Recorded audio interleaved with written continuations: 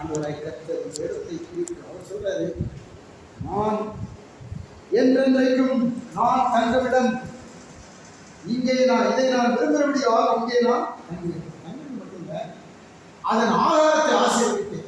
இந்த சர்ச்சுக்கு வர எல்லாருடைய ஆகாரத்தையும் ஆசீர்வதிப்பேன்.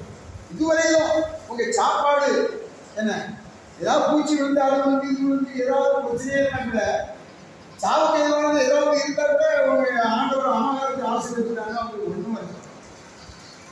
நீங்க பூச்சி இருக்கிற மட்டும் சாப்பிடணும் சந்தோஷமா இருக்கு ஒன்றும் ஏன்னா ஆகாரத்தை ஆசீர்வதிக்கிறது, அப்பத்தை தண்ணீரே ஆசீர்வதிக்கிறது, நோயை விளக்குவேன் அப்படின்னு சொல்றேன். ஆகாரத்தை ஆசீர்வதிக்கிறது அவர்கள் அப்பத்தினால் திருப்தியாக. நீங்கள் ஒருவேளை இதுவரையில் திருப்தியாக சாப்பிடவில்லை. நான் திருப்தியாக சாப்பிடவில்லை. 22 வயசுல சொல்லி அதுக்கு பிறகு திருப்தியான சாப்பாடு சாப்பிடுவேன். அது வரைக்கும் சாப்பாடு இருக்கு. சாப்பாடு வேலை இல்லை. எங்கள் வீட்டில் சில நாட்கள் இந்த திருநாள் விசேஷ நாட்கள் அன்னைக்கு ஒரே வேலையாக தெரியுமா. எங்கள் அப்பா நல்லா தண்ணி அடிக்காரு. கல் எல்லாம் சொந்தமாக வச்சு நல்லா குடிச்சிட்டு அன்னைக்கு நிறைய விருந்தெல்லாம் சொல்லியிருப்போம்.